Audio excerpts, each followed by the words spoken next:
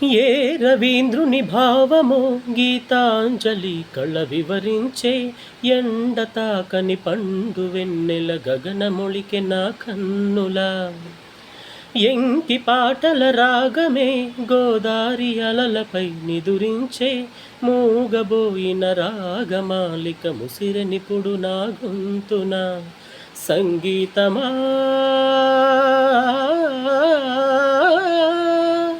ఈ నింగిలో